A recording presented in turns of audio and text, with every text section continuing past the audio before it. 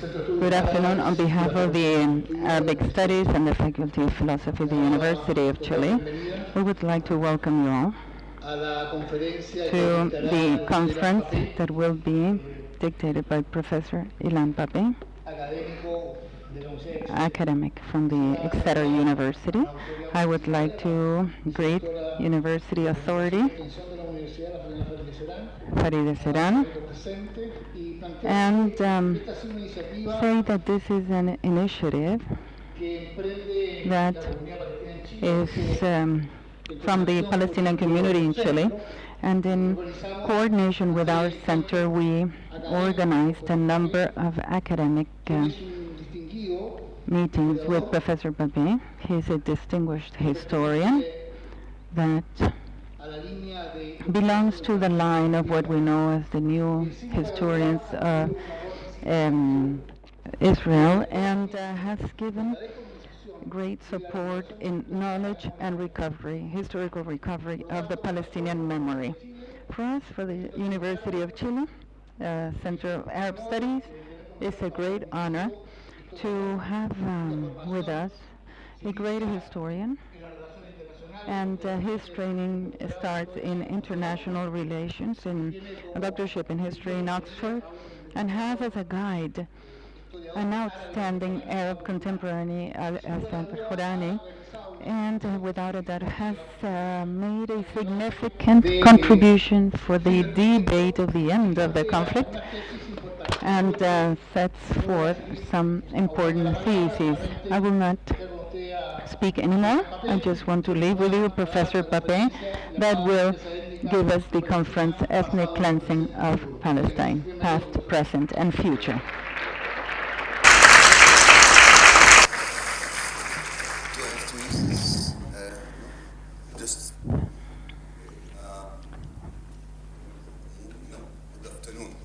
Buenas tardes. Ya es tarde. Thank you very much all for coming. It's a great pleasure to be here. I know it was not easy today to come to the center of the city, so I appreciate it even more that you took the time and the trouble to be here. For those of you who are not familiar with my background, I am an Israeli Jewish historian. I was born in the city of Haifa in 8 years after, 6 years. I'm a historian. I'm not doing numbers. I was born 6 years after the Palestinian catastrophe, the Nakba, and I became a professional historian in the early 1980s, and I became very interested in the history of my own country, and was particularly intrigued by the history of 1948, because when you live in Israel, you understand that there are two narratives, two versions of what happened in 1948, and they are totally contradicting each other. So I decided to study that year, and I realized I cannot do it in Israel itself because it would be too biased, too ideological environment.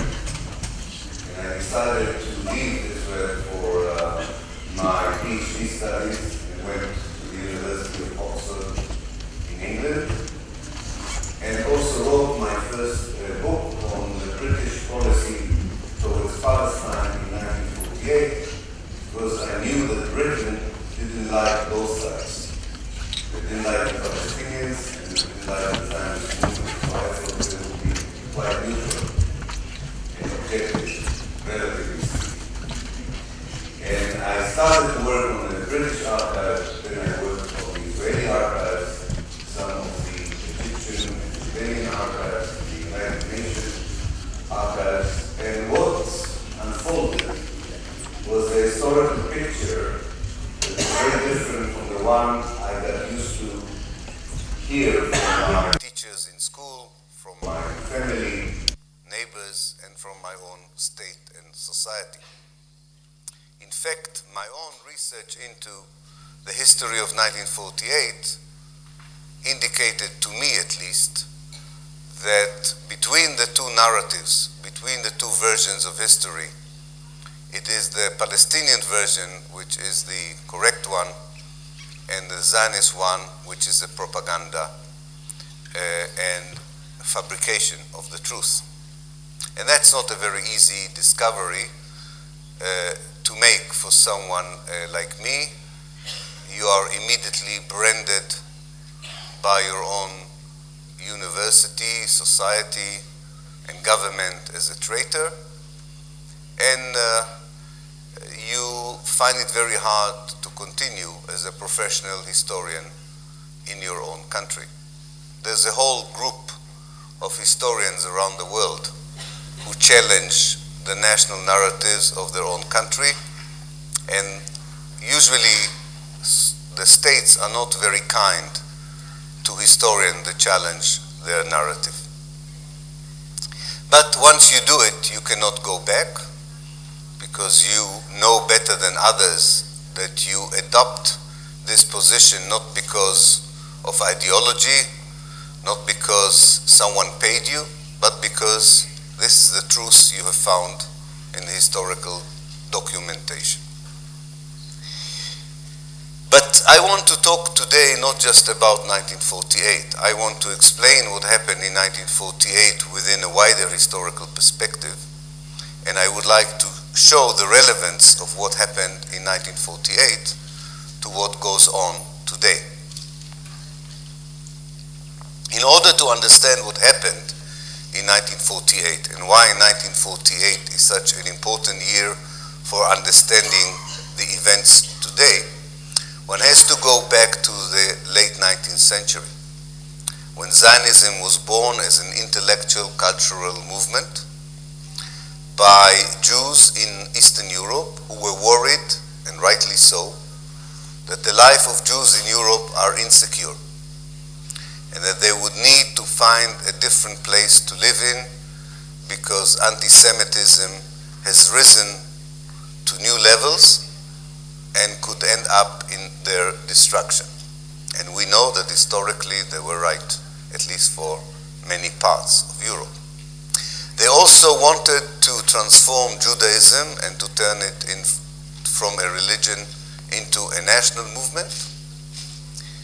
They were not popular among most Jews, but they were a powerful cultural movement, very secular movement, who wanted very much to create a modern Jewish person.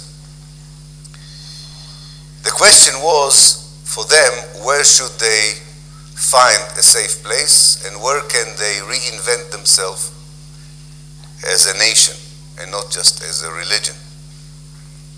I don't know if you know, but one of the places they were interested in was Chile. You're very lucky they didn't decide to come to you. They ruled out Chile. Then they looked at a very nice place near Niagara Falls in the United States, and they decided against it. The most popular destination was Uganda in Africa, offered to them by the British Empire, and many of the Zionists thought it would be a good idea to go there.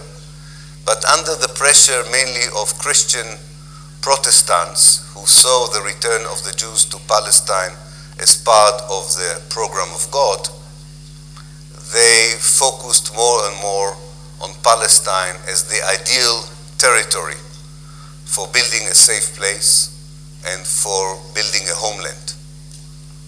The problem was, of course, that Palestine was not empty, despite the Zionist slogan that Zionism was a movement of people without land looking for a land without people. They may have been people without land, but they came to a land with people, not without people. The dissonance, the contradiction between the wish to have a place of your own on the one hand and the fact that someone else lived there on the other was solved from very early on by the Zionist leaders. they decided that in order to create a Jewish homeland, in order to create, in fact, a democratic Jewish homeland, they have to get rid of the native Palestinian population. They talked very openly about it. If you read their diaries, you read the books they have written, you look at the documents in which they discuss this issue with the international community between 1882 to 1948, they are very candid about it. They are trying to convince Britain that occupied Palestine in 1918 to do the job for them. They suggest that most of the Palestinians should be transferred to Jordan. The British Empire did not want to do it for them. So eventually they decided around the 1930s that if you want to create a Jewish state in Palestine, you have to expel the Palestinians from Palestine. This became a real program when Britain decided to leave Palestine in 1947. The British government decided on the 1st of February 1947 to leave Palestine. It transferred the question of Palestine, as you know, to the United Nations. The United Nations decided to adopt a Zionist idea that in order to find a peaceful solution in Palestine, you have to divide Palestine into two states. A state for the Jewish settlers, most of them came 3 years before, and a state for the native people of Palestine. But whereas the Zionist movement suggested that the Jewish state would be 80% of Palestine, the United Nations only offered the Jewish movement 50% of Palestine. But this was not a problem for the Zionist movement because the Palestinian National Movement and the neighboring Arab state rejected the idea of partitioning Palestine. For good reason.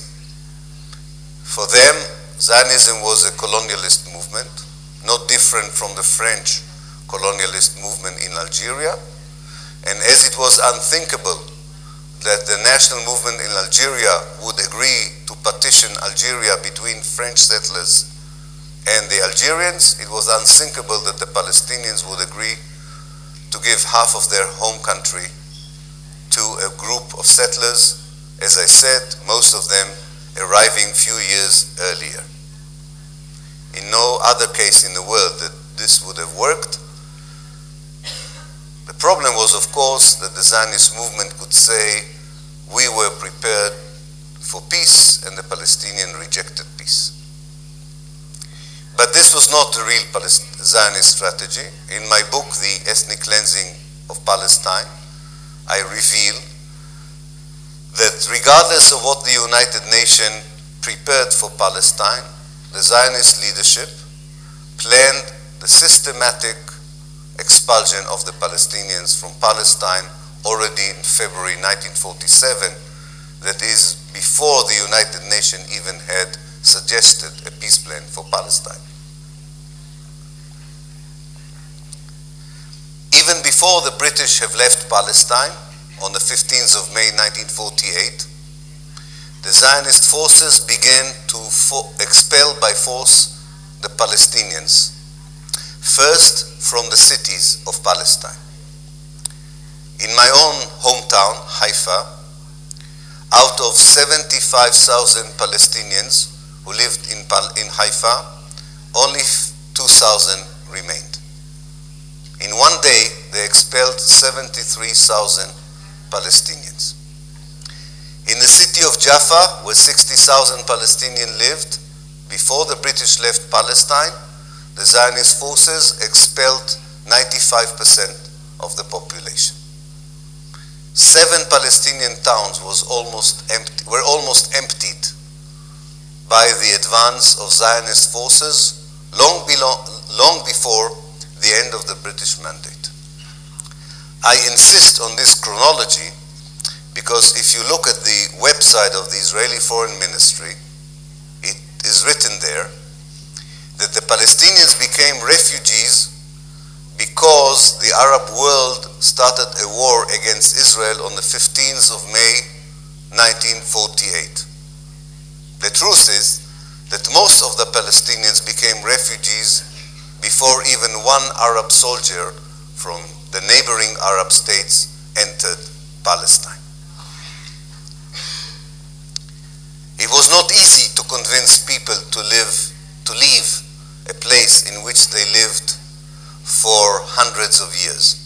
And therefore, in many cases, the Zionist forces committed massacres in order to force the people to leave. The most famous massacre, but it is only one out of many, was the massacre of Deir Yassin that was committed on the 8th of April 1948 in order to terrify the Palestinians who lived in West Jerusalem in beautiful neighborhoods that are still there today to leave the city. What was so cynical about the massacre in Deir Yassin was that the village of Deir Yassin signed an agreement with the Zionist leadership of non-aggression. But it didn't help them. They were expelled nonetheless. There was a clear plan, it was called Plan D, in which the Zionist forces were ordered to not only to expel people, but also to immediately destroy the houses with TNT, with explosives, so that the people could not come back, and plant field mines in the debris, in the ruins of the houses, so that if people do come back, they will explode together with their houses. The Arab world, as you know, was not very keen in interfering in Palestine. The Arab public opinion, on the other hand, wanted the Arab governments to send some forces to try and save the Palestinians. So reluctantly, the Arab government sent some forces into Palestine, very ill-trained, not very impressive, and they could not stop the Jewish forces from taking over 80% of Palestine and continue the ethnic cleansing until the end of 1948. After the 15th of May, 1948 came the turn of the countryside, after the Zionist forces forcefully cleansed the urban space. 500 Palestinian villages, half of Palestine's villages, were occupied, destroyed, the people were expelled, and the villages were turned either into Jewish settlements or into forests. Why were they turned into forests? Because most of the Zionist settlers came from Europe. They didn't like the way Palestine looked, like a typical Eastern Mediterranean country, and they hoped to cover Palestine with European trees. Hundreds of thousands of European trees were brought by Israel in 1949 to cover the Palestinian villages. But sometimes nature has its own sense of justice. Today, many of these trees are dead because they don't fit the countryside. And you can see among the trees the old olive trees of Palestine coming back. I do hope that one day also the people would come back, not only the olive trees. The importance of this operation, which I was the first one to call ethnic cleansing, something that even terrified my Palestinian colleagues at first, but I think now many people use the term. This ethnic cleansing, which in international law is regarded as a crime against humanity, and for which one has to bring the criminals to court. Now, most of these criminals are not alive, so it's much more a matter of symbolic justice than real justice. This ethnic cleansing is important not just because of what happened to the Palestinians, who for many years had historians like me, who told the same story that I'm telling, but nobody believed them. It is important because the international community until today does not recognize what happened in Palestine in 1948. The international community was fully aware of the ethnic cleansing of Palestine. There were journalists, there were representatives of the United Nations, there were representatives of the International Red Cross. I found all their reports. They were willing to report to the world that a crime is being committed in Palestine. It's the only country in the world that I know that half of the people of that country have been expelled within few months. But the editors of the journal, of the journalists, the Secretary General of the United Nations, the Secretary General of the International Red Cross, decided not to publish these reports. These people believed that 3 years after the Holocaust, it's better not to deal with a catastrophe in Palestine so that they don't have to deal with the Holocaust in Europe. This was the deal. The message to the Israeli government was very dangerous. The message was, we allow you to ethnically cleanse Palestine and still regard you as a democratic, civilized state. Israel was admitted to the United Nations despite of its crimes, and ethnic cleansing became part of the Israeli ideology and strategy, because not all the Palestinians were expelled, not all of Palestine became Israel. And when in 1967 Israel occupied the parts of Palestine it did not occupy in 1948, the West Bank and the Gaza Strip, and included again a large number of Palestinians under its rule, it is not surprising that even the most liberal Zionists believed that you can continue with the ethnic cleansing of Palestine. Of course, you cannot do it in the same way you did in 1948.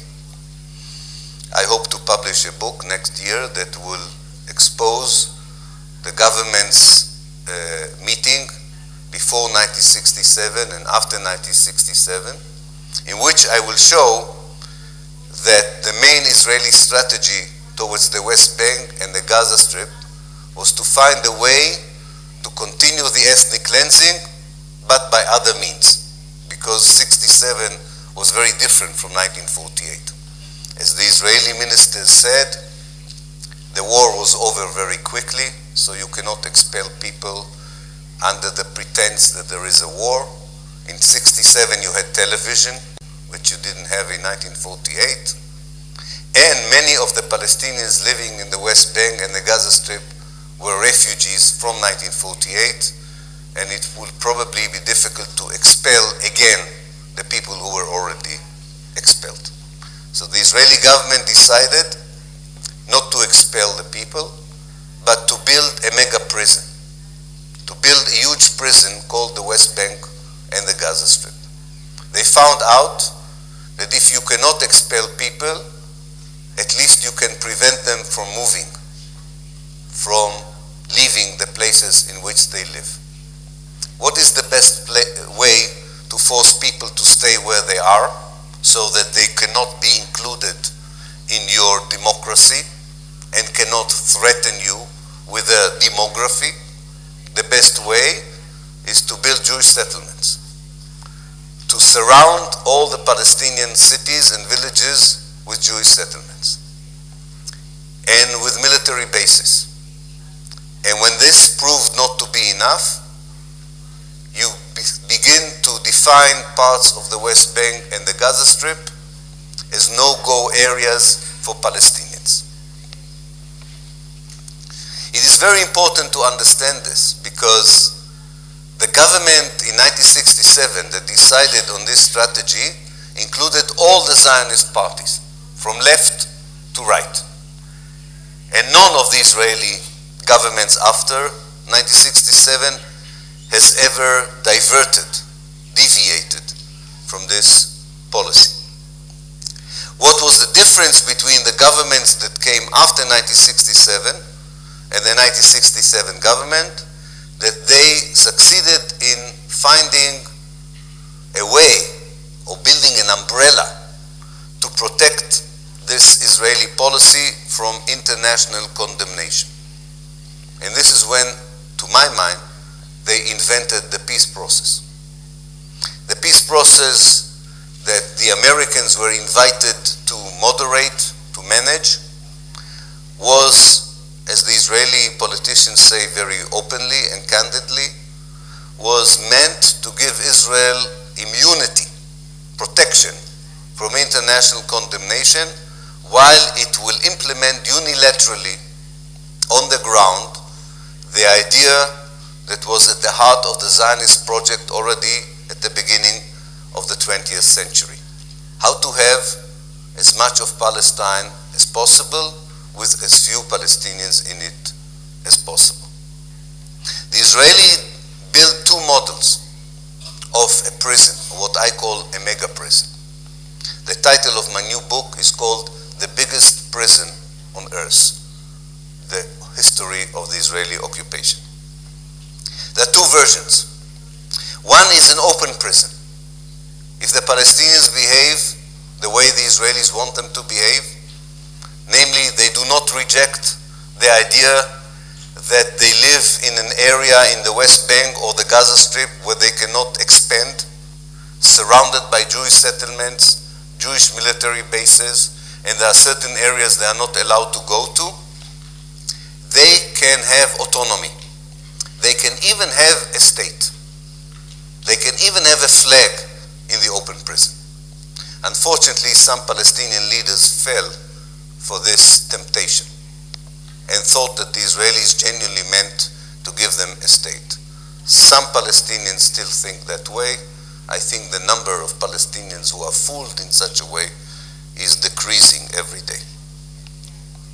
The other option is, if you do not like this arrangement, as the Palestinians showed in the first Intifada in 1987, as they showed in the second Intifada in 2000, and probably will show us in the third Intifada in 2016, then Israel will apply the model of a high security prison and will collectively punish all the Palestinians.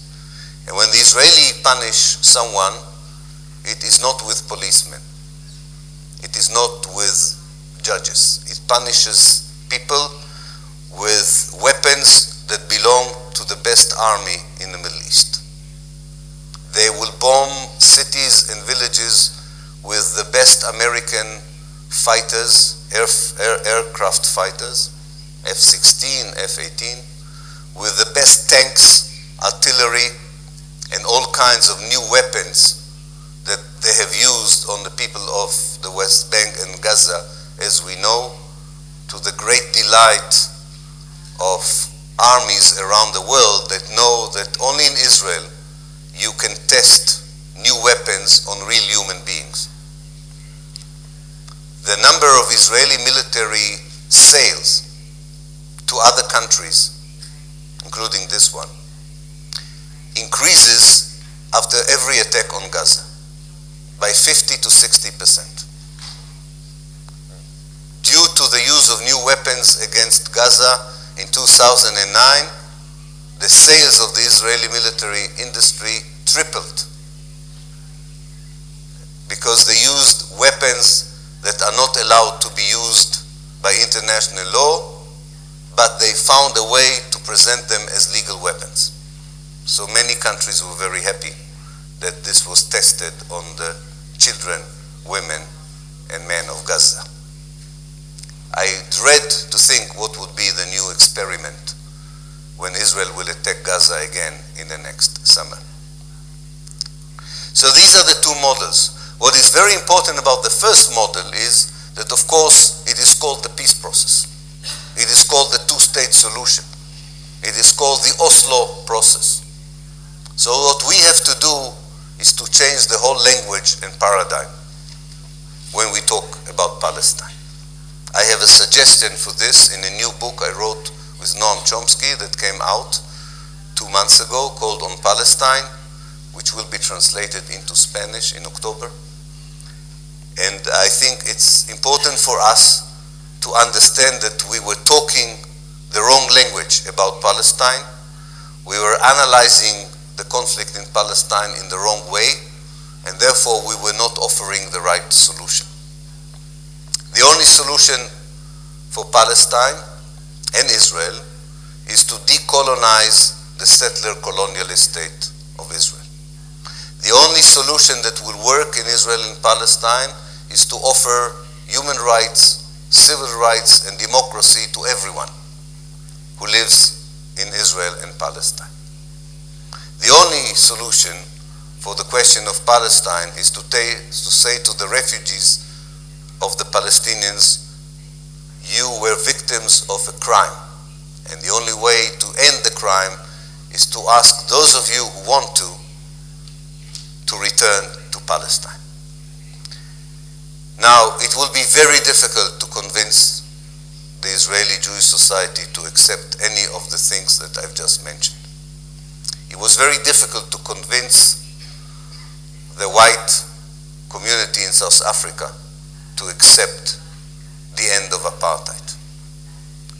When apartheid fell in South Africa, most of the whites were still racist. The world did not wait for all the whites in South Africa to become democratic in order to end apartheid. In order to end apartheid, the world declared South Africa a pariah state, a state that is not accepted in the international community until it changes its regime and ideology. The societies in the West are not waiting for the politicians who are afraid to take courageous position in order to end the suffering of the Palestinians. In 2002, social and peace activists in Europe and later in the United States of America, and I hope that one day even in Chile, started to boycott Israel. They stopped buying Israeli goods. They stopped having established connection with Israeli universities. They stopped going to Israeli concerts. They sent a very clear message to the Israeli society. If you do not condemn what your government is doing, it means that you support what your government is doing. And you're not welcome, especially if you represent officially the state of Israel. The same happened in South Africa. None of the governments in the world was willing to sanction South Africa, to impose sanctions on South Africa. It was a very brave Irish lady in Dublin that refused to do the bill for another Irish lady who had many goods from South Africa in her trolley. She said, I'm not doing my job for you here because you have too many goods from South Africa. This lady was fired by the supermarket. The next day, everybody who worked in that supermarket went on a strike. So the supermarket chain in Dublin decided not to buy any more South African goods. 21 years later, the government of Ireland decided to impose sanctions on South Africa. We are in the middle of this process with regard to Israel. And we need your support in this. We need your help in this, because if we will not do this, it is not only a matter of the continued suffering of the Palestinians that should worry you. It is also the fate of the Jews in Israel that should worry you. Because if Israel will continue the way it continues, eventually the whole Arab world, the whole Muslim world would raise against it. And if you want to have peace in the Middle East as a whole, if you want human rights and civil rights to return to Iraq, Egypt, Libya, Syria, and Lebanon, you need to start with the civil and human rights of the Palestinians. Because nobody would believe you that you really care about human rights and civil rights if there is one state that is not examined in the same way as the other states are examined. I think I will stop here, and I would be very happy to take your questions and answer your comments. Thank you very much.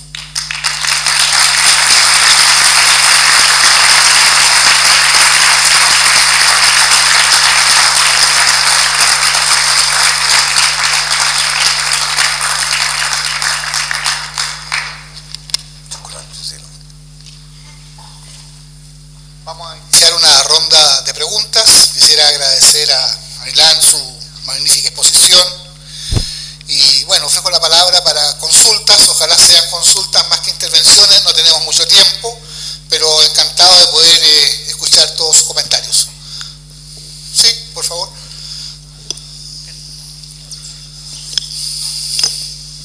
Muchísimas gracias. ¿La hago en inglés o en español? Como quieras. Sí.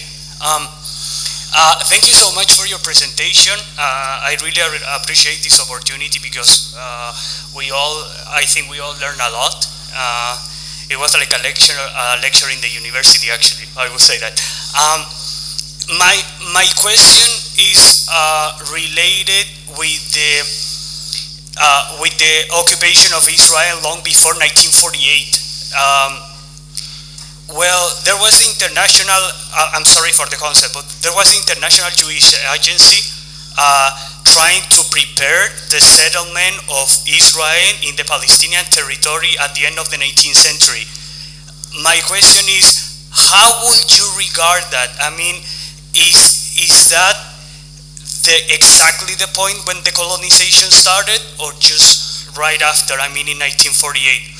Or should we consider the occupation just right from 1948 as the proper colonization? What is your opinion about that? Thank you so much. Thank you. This is a very good question. As I said, Zionism is a colonialist project. Or to be more precise, because we are talking to an academic audience, it's a settler colonialist project. When we talk about settler colonialism, we talk about people who leave their home countries to build another homeland, not just to build a colony, usually at the expense of the native people. Now, the colonization of Palestine, had it stopped in 1948, would probably be part of history, because so many countries were built as colonialist projects. And if we will delegitimize countries that were built as colonialist projects, we would have to delegitimize half of the countries in the world. That is not the problem with Zionism. The problem with Zionism is that it is still a colonialist project in 2015. So, the colonization of Palestine began in the late 19th century, when Palestine was still under Turkish Ottoman rule. It continued after the end of the Ottoman Empire, when Palestine was under British rule. And the British allowed Palestine to become a Jewish state, whereas they promised the Iraqis that Iraq would be an Iraqi state, and they promised that Syria will be a Syrian state. They did not promise the Palestinian that Palestine would become a Palestine state. This is when the problem really began. But even that could be settled 70 years later. The problem is that the basic idea of Zionism has not changed. They do not believe in living together with the Palestinians. They believe in living instead of the Palestinians. So the illegal colonization begins in 1948. Not that the colonization before was legal, but it is historical colonization. And you cannot undo historical colonization. But the colonization from 1948 continues today. Continues today. And it will not satisfied that it had defeated the Palestinians in a total way. Now, the only way to defeat the Palestinians is to destroy the Palestinians. And many people in the world would probably say, so the Palestinians would be destroyed, so what? We understand that even if we don't have a moral obligation to stop it, we even have a political obligation to stop it. Because if Palestine would be destroyed, the Arab world, the Muslim world, would not be a safe and quiet place. And because of that, the rest of the world would be destabilized. So I think that's the right way to look at it. Thank you.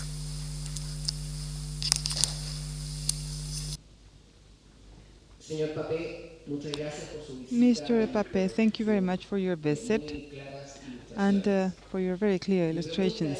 My questions are more into, what do you think about the future? Specifically talking about the short-term basis. Which are the real forces, the driving forces from the Arab point of view that could enable or maybe make peace easier in the next 10 years, in the forthcoming 10 years, just to mention our lifespan? Okay, if I understood correctly. You're asking about the next 10 years, I suppose, if I understood correctly. I'm not a prophet. I know what I want to happen. I think, I'm afraid I know what's going to happen, but I'm not sure, of course.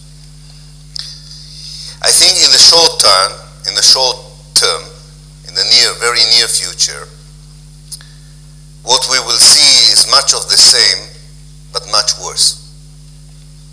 First of all, in Israel and Palestine, and secondly, in the rest of the neighborhood. In Israel and Palestine, the same political forces that believe that Israel has the military power to continue the ethnic cleansing of Palestine will still be in power, which means more attacks on Gaza, more colonization projects in the West Bank, and more discrimination against the Palestinians who live in Israel. Israel will continue to look at forces such as the Islamic State as a positive development because it distracts public opinion in the world from Palestine and because it provides justification for having a non-democratic Jewish state in the Arab world against this nightmare of a militant Islamic state that will take over not only the Middle East, but maybe Europe as a whole. This is in the short term. In the short term, I think it would be very difficult to see positive developments on the ground. However, on the long run, I think things are going to change fundamentally. I think that the public opinion in the West will eventually influence the political elites to take a different position towards Israel. And I think the moment the international community would begin to send the same message to Israel as it sent to apartheid South Africa, it will also undermine the ideology and the power of the militant forces in the Middle East. The only way to begin a genuine and good conversation in the Middle East about a different future is to begin a genuine conversation about Israel and Palestine. So I'm an optimist. I really believe that in the long run, this is going to change. My only worry is that Israel is so powerful that it can do a lot of damage in the short run. And by the time people in the world will be convinced about the right attitude, there will be not much to save in Palestine. So what we need is to work even more urgently to change the reality. I need, as an Israeli Jewish activist, to work even harder to convince my Jewish friends that they are wrong, that Zionism is not only bad for Palestinians, it is also very bad for them. My Jewish friends in Chile have to convince the Jewish community here that Zionism and Judaism is not the same, that they have to understand that the Israeli idea that a Jewish baby that is born today in Santiago has immediately an Israeli citizenship, and my friend Muhammad, whose brother lives here, has no right to return to his hometown, is an illogical, immoral, and unacceptable ideology. I need to convince many more people to continue the BDS campaign, the boycott, divestment, and sanction campaign. We need to ask the Palestinians to be unified, to have a more authentic representation, and to tell us how do they see us, the 6-7 million Jews who live in Palestine, how do they see us in the future? Telling us that they believe in a two-state solution is not honest, is not practical, and is irrelevant. We all need to talk a different language of peace and reconciliation, and we should look at both the positive and negative things that happen in South Africa as a good model to learn from. Thank you.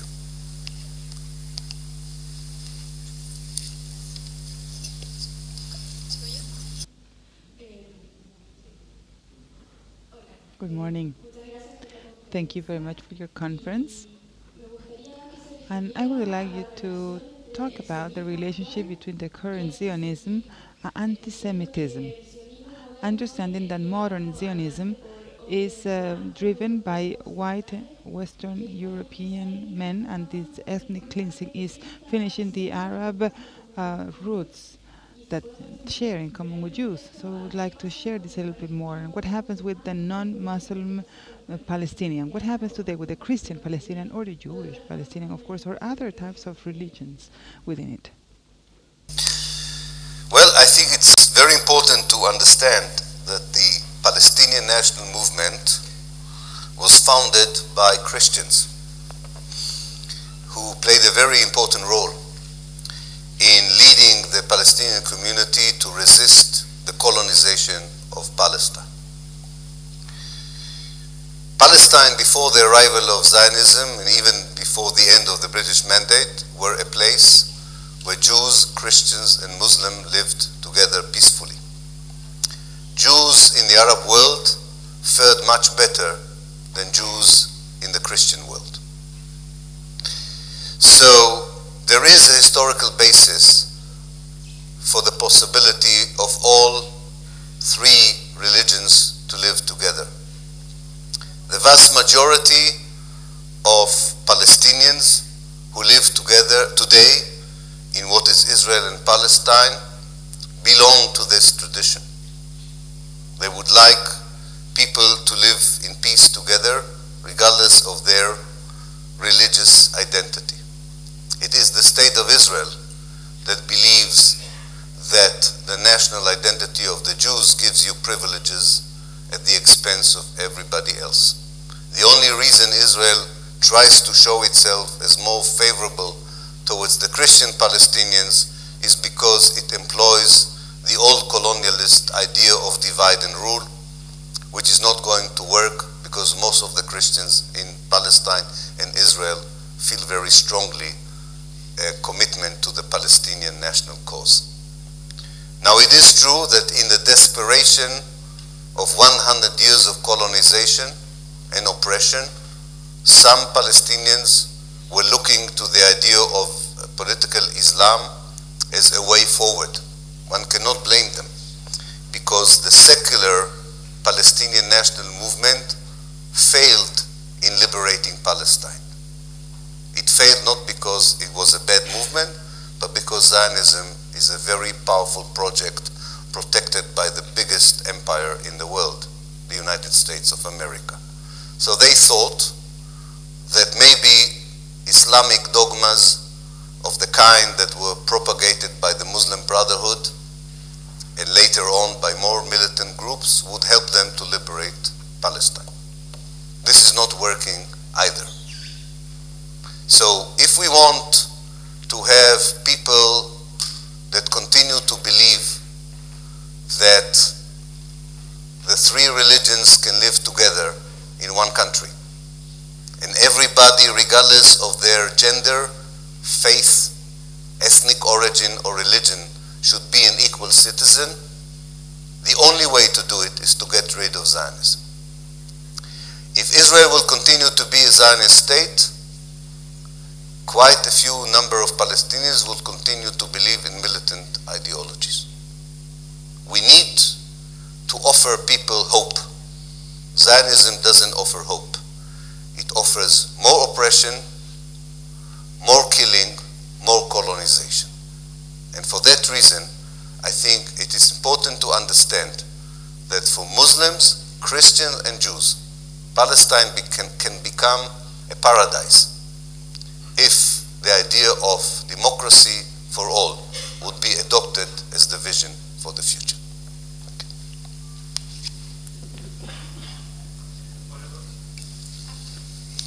Hello. Hello, Professor. I would like to thank you very much for the great conference. Secondly, picking up your words, the academicians, teachers, and Palestinians around the world, at the time of giving an alternative to a solution of the Palestinian question, generally the ones that have been more positioned are three. One, two-state alternative. After your conference, and I agree, we need to discard due to the arguments you just gave us. There are some that say that there could be a one-state solution. And the third one is also a one-state solution, but the main differences between those two is that one-state solution called Palestine, to live the way we lived before and always, regardless of the religion, politics, etc. But there is another one that is one-state solution called Israel, where it wouldn't be, or it wouldn't dismantle the colonizing power, but it changes the colonizing power, make it democratic, and respecting the rights of the Palestinians and the Jews, Zionist Jews. Out of these two alternatives, which one would you stay with, or do you have a third alternative? Could you help us develop that solution, a one-state solution that you have proposed? Thank you. First of all, let me say that you are right. Today, there is only one state. There is already a one-state solution. Israel controls either directly or indirectly the whole of Palestine in a non-democratic way. For the Palestinians, quite a democratic way for the Jews. So what we need is not a one-state solution. We already have a one-state solution. What we need is to change the nature of the regime that controls the life of citizens. It's very interesting that when you use the terminology of regime change everywhere else in the Arab world, or even beyond the Arab world, it is a legitimate conversation when you have a non-democratic regime. When you talk about changing the regime in Israel, you are being accused of anti-Semitism. But we have to insist on this. This is the conversation we should have. One can understand the logic of the two-state solution, especially from the point of view of the Palestinians who lived under occupation, military occupation since 1967, who hoped and believed that maybe a two-state solution would end the military occupation. Some of them still believe that this is the only way to get the Israeli army out of their life. They are wrong. The two-state solution will allow Israel to control their life, but will provide Israel international immunity from any criticism from the outside for its military policies. So we have to recognize that the two-state solution is dead for all intents and purposes. The only problem is that nobody invited us yet to the funeral.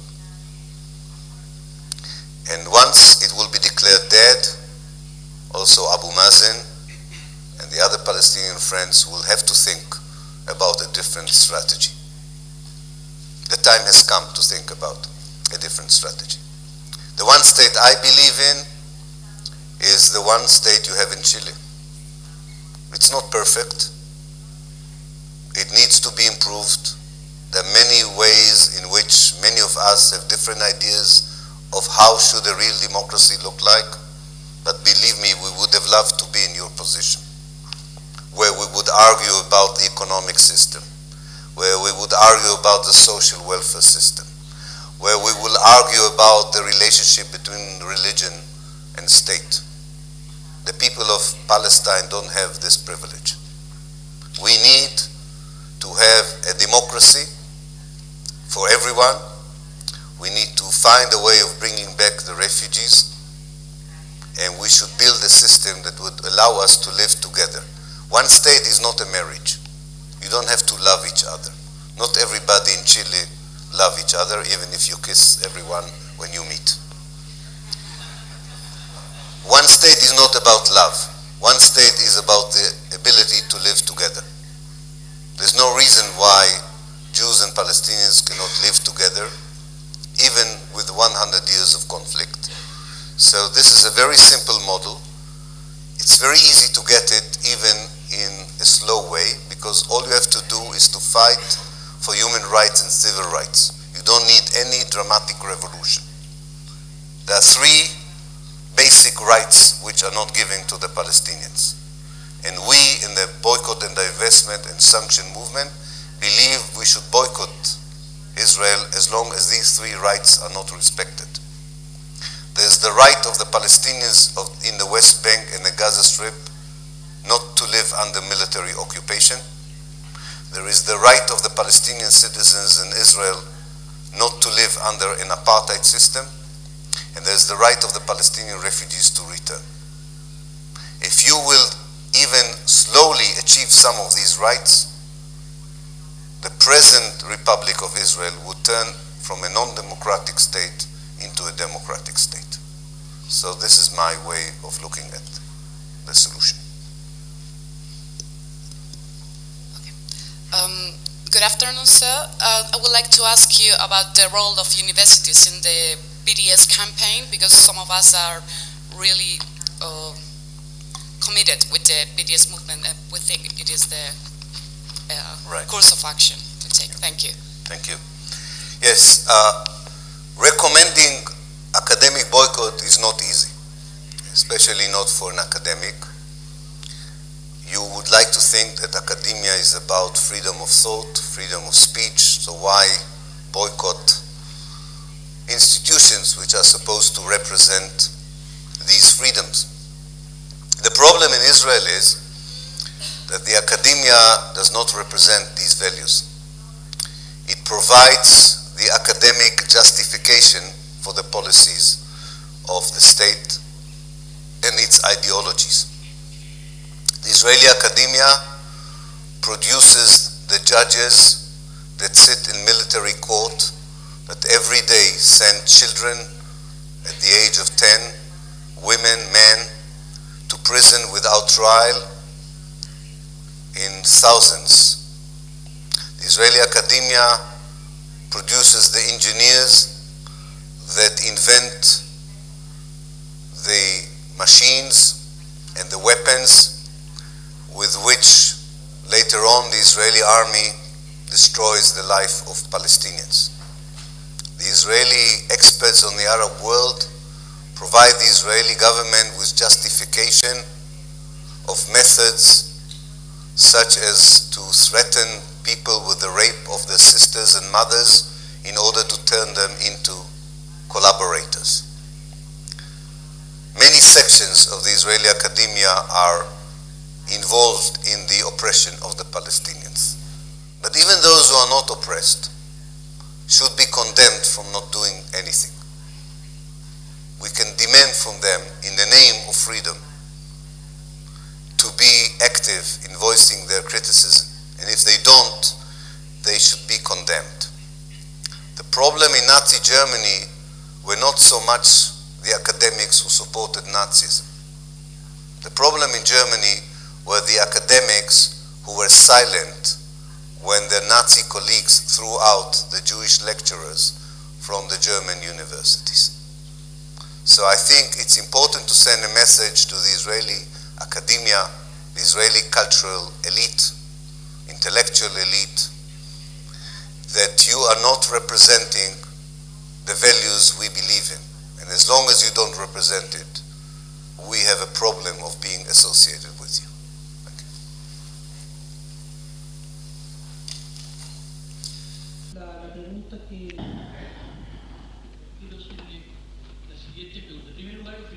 I would like to congratulate you for how brave you have been as an Israeli historian. I would like to know if in the Arab world there are historians that are criticizing their own history. Do they have the freedom to see their own files? Because there is a position, distorted position of the Arab world towards Israel. I don't know if in the Arab world historians are free. Where is the experiment of Edward Said and Berenboim? That was an experiment that was humanistic, based on love, to bring together the Israeli children. I don't know if this continued and if this is accepted. Yeah. The Arab world is not democratic. I hope I'm not telling you something you don't know. You didn't have to wait for me to come to Chile to tell you that the Arab regimes, apart from one or two countries, are not democratic. Because they're not democratic, probably they don't allow their historians into the archives. Yes, Israel allows Jewish historians to look at the archives. It does not allow Palestinian historians, by the way, to look at their archives. Since I looked at those archives, by the way, they are closed. Because the Israelis thought that a normal Israeli historian, and I'm not a normal Israeli historian, apparently, will look at the archives and will remain Zionist. Now they understand that if you see the archives, you can become non-Zionist. So many of the archives are closed also in Israel. I didn't understand exactly the connection between that and the orchestra that Said and Berenboim organized, or maybe it's a separate question. If it's a separate question, I'll answer it because there's no connection to the archives. But let me say something about the Palestinian historians. They're very critical. I founded, together with a Palestinian friend, a group that was called the Bridging Narrative, which came out, our work came out as a book called Across the Wall. We were 10 Israeli historians, 10 Palestinian historians, and we wrote together the history of Israel and Palestine in a way that was loyal to human rights and civil rights. Nowadays, there are many more Palestinian historians who are critical than Israelis. Palestine and Israel are different from the rest of the Arab world. They have a chance to be more democratic, and they have a chance to influence the rest of the Arab world. The way Israel is going now, it will only spell bad news for the Arab world. As for the Diwan, I think it continues, as far as I know. The orchestra continues. I think it's a nice idea to use music to bring people together. But I think it's far more important to show that people can live together, not just listen to music together. So I'm a great believer in joint schools, joint kindergartens, joint educational system. I'm very much involved in such a system in Israel. The only problem is the Israeli government is against it. So it's very difficult to maintain such educational system.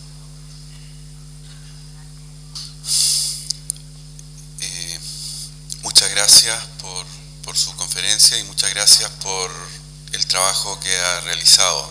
Yo he leído algunos de sus libros.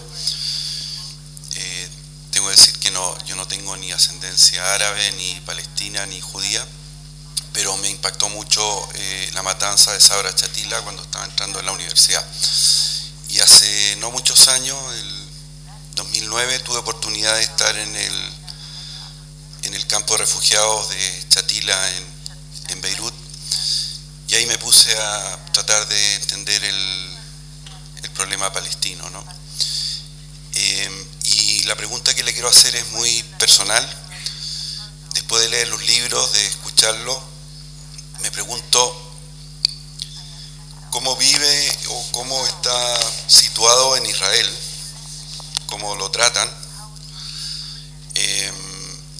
porque debe ser visto como bastante subversivo. Y lo segundo es qué tantas personas o qué tan grande o chica es la minoría que puede estar de acuerdo con las posiciones suyas, primero como diagnóstico de limpieza étnica, que es un concepto muy fuerte, porque además creo que usted lo plantea casi como inaugural dentro del concepto moderno, lo que se hace con los palestinos, y segundo, respecto de la solución que plantea. Eso. Thank you. Yes, the academic system in Israel, the political system in Israel, did not welcome my work. As a result of my opinions, I was expelled from my university, the University of Haifa, in which I was teaching for 25 years. And because of that, I have to work in England. I'm not expelled from the country. I can go back to Israel, but I cannot work in Israeli academia. I also suffered from a lot of death threats, but my suffering are very small compared to those of the Palestinians. And therefore I tell all my Israeli colleagues, you may suffer a bit for your opinions, but you're going to suffer for the sake of people who suffer much more. As for my views, I think the younger generation in Israel find it more and more acceptable, maybe for understandable reasons. For a generation who still lived in 1948, it's difficult to accept that they did the criminal act. I can understand it. But the younger generation knows that what I'm talking about cannot be very far from the truth, because they see how the Israeli army behaves today in the occupied territories. So it's not unthinkable that they behaved in a similar way in 1948. And I think the younger generation understands that there is an unpleasant truth that is being not revealed to them, that is being concealed from them. I think that through projects of education,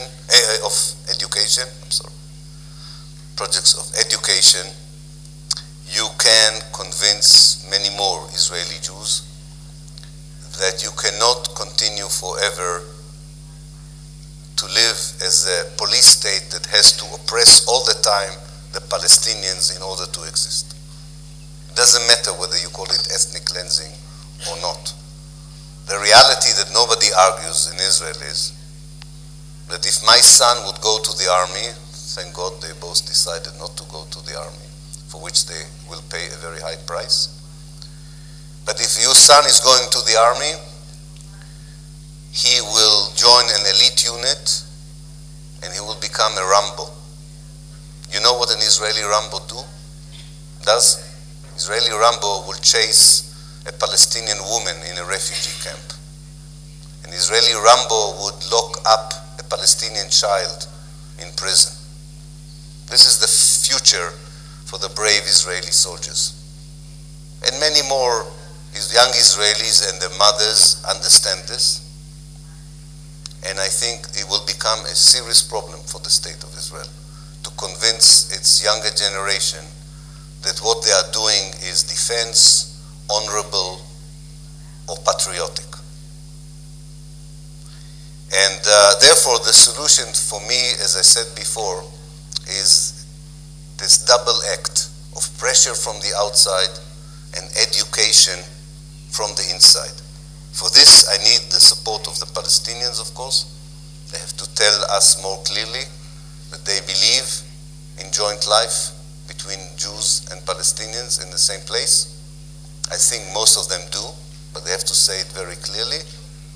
And this conversation cannot begin if we are all still talking about a two-state solution, which is a bad idea that does not allow us to talk about the real problems in Israel and Palestine. Thank you. First of all, I would like to thank for the conference of Mr. Pappé, and secondly, I would like to ask about the expansion of the Islamic State. My question specifically is comparing it to South Africa. Palestine is going through this whole movement, fundamentalist type of movement that could emerge a new Western type of speech from the East to West, and that speech could somehow polarize the situation in the Middle East, and at the same time to get this in search of radicalization of the discourse of Hamas about the Israeli state. So my question is, finally, if you think that we could see that this could be in danger, the Pacific state that acknowledges the Palestinian identity and that legitimizes the existence of people who have been repressed by the Israeli in general, and if the Islamic State could somehow generate a positive image about Israel and the United States by advocating, or through advocating, democratic ideals when facing the Islamic fundamentalism and against violence or against all this pan-Islamism that has been generated. I think Israel benefits, of course, from the Islamic State because, as you say correctly, it provides an explanation for people in the West why they should continue to support Israel as the last fortress against the Islamic State. It also diverts attention from Palestine, and it portrays the Muslim as barbaric, inhuman people. All of this, of course, helps Israel. Did Israel establish the Islamic State? I don't think so. I think the Islamic State is mainly the result of the bad American policy in Iraq, which refused to integrate the Ba'ath Party Sunni generals and soldiers into the new Iraqi army. So they created their own army, and they have this uneasy alliance with the former Al-Qaeda members in the region. So the Islamic State is something that has to do with internal Iraqi policies. And then they also took advantage about the fact that the United States decided to help them at the beginning, as they always do, in order to topple Bashar Assad. Now, of course, Washington is sorry for doing that, but it's a bit too late, and Syria became a hell for all living there. So these are the fruits of the American involvement. The Islamic State is, to my mind, a very temporary organization. I don't think we will talk about the Islamic State in 10 or 15 years to come. It will disappear. This is not the main problem. It is the symptom of the problem. The problem is that the political system that the colonialist powers built after the First World War, which included a Jewish state in Palestine, is not working. it doesn't satisfy the needs and aspiration of many people. And when a political system does not satisfy the rights, the needs, the interests of many people, it becomes a problematic political system. The only question is not, will this political system collapse? The question is, when will it collapse?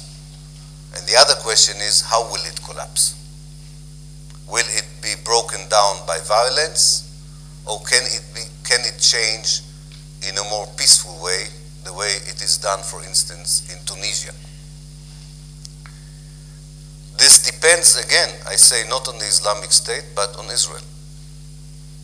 If we change Palestine and Israel in a non-violent way, in a satisfactory way, this will serve as a model for the Middle East as a whole. If we allow Israel to continue with its oppression and colonization, the Islamic State will become stronger, and similar movements and outfits. I think another important conclusion from all of this is the less the Americans would be involved in Middle Eastern politics, the better. Their involvement has only brought negative developments so far. We need an international intervention, but not an American intervention. There are many good other international actors who can lead us and help us to build a better Middle East for all.